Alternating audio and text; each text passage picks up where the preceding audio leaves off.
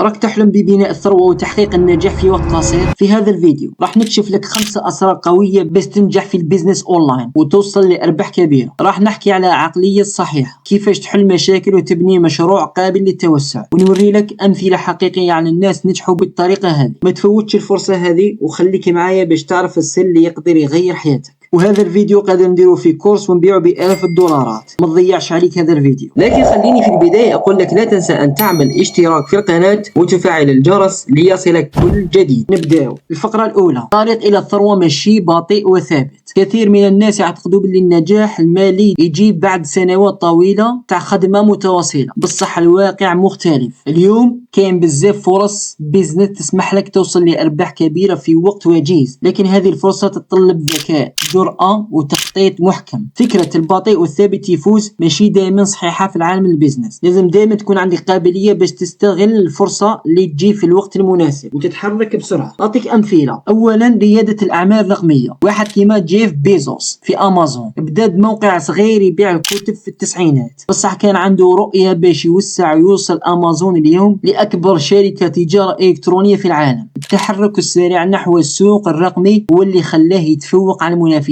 ثانيا، مشاريع الناشئة. شركات كما أوبر وآي بي إم بي خلقوا تغيير جذري في قطاعات النقل والإيجارات في ظرف سنوات قليلة. قدرت هذه الشركات تخلق مليارات الدولارات لأنهم استغلوا فرصة السوق وتقدموا بخطوات سريعة. ثلاثة، البورصة وعملات الرقمية. مستثمرين كما إيلون ماسك قدر يحقق أرباح كبيرة في ظرف وجيز من خلال استغلال تقلبات البورصة وعملات الرقمية، من خلال الاستثمار في شركات ناشئة كما تسلا وسبيس إكس. الفقرة الثانية، يتم إنشاء الثروة عن طريق حل المشاكل. الثروة ما تجيش بالصدفة، دائما كي تخلق قيمة وتساعد الناس على حل مشاكلهم الفلوس راح تجيك وحدها. الحاجة اللي يتفقدها بزاف الناس هي الفكرة هذه. باش تربح لازم تلقى مشكل وتلقى الحل ليه. مثال، الطب عن بعد. الناس كانت تتعاني باش تلقى رعاية طبية سريعة خاصة في وقت الجائحة. شركات كيما تيلادوك جاو بحلول تسمح للناس باش يتواصلوا مع الأطباء عن بعد، وهذا الشيء خلاهم يحققوا أرباح كبيرة. ثانيا، الخدمات البنكية الرقمية. الناس كانت تعاني من إجراءات البيروقراطية والوقت الطويل في البنوك التقليدية. شركات كيما ريفوليت وان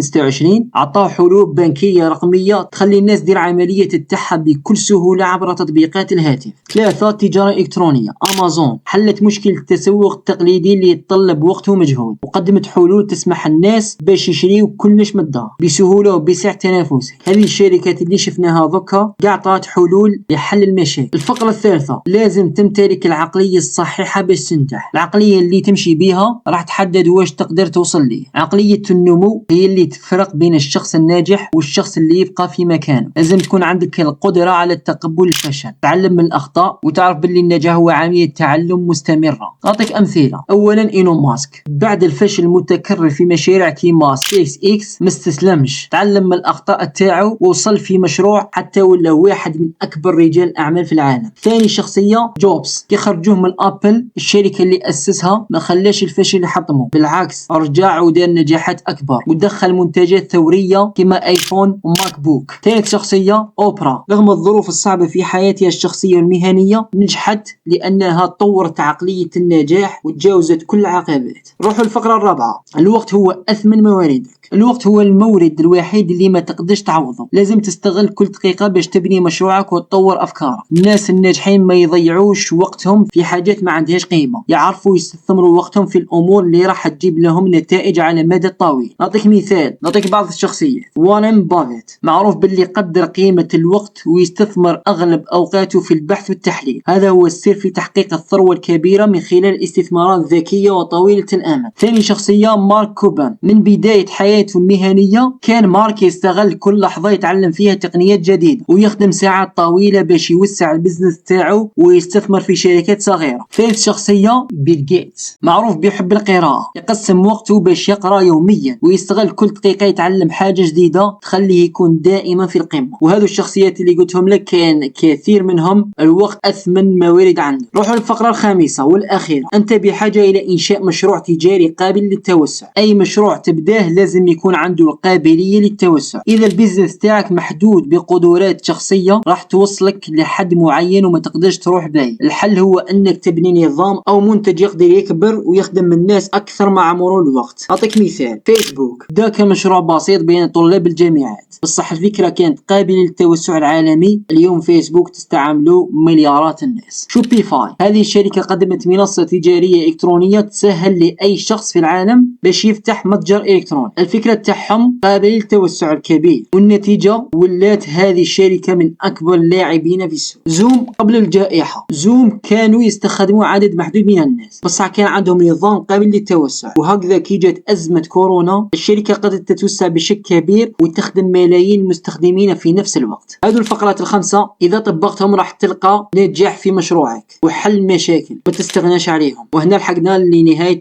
الفيديو، نراكم في فيديو قادم إن شاء الله. وتأكد من الاشتراك في قناتنا وتفعيل الجرس ليصلك الجديد. والسلام عليكم ورحمة الله وبركاته.